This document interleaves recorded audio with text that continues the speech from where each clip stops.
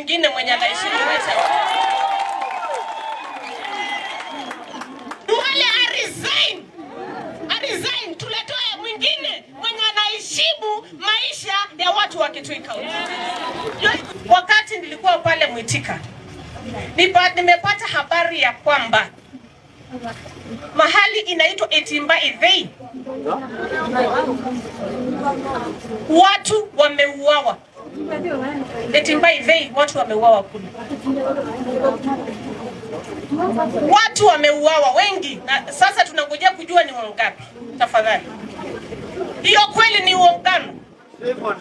Sisi tunaomba serikali, hawa mama wameuawa, hao vijana, hao watu wetu wameuawa, wakuwe wa mwisho kuuawa na hao watu angamia.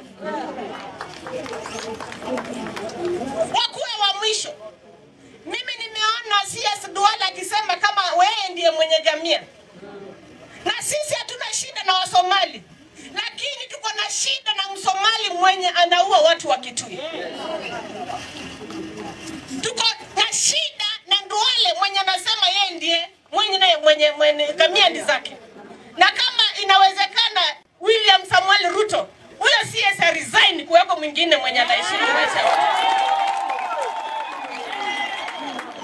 Duale resign, tuletoe mwingine mwenye anaheshimu maisha ya watu wa Kitui County. Kwa sababu tumechoka na tumechoka. Hatuwezi kuwa na amani wakati watu wetu wanauawa.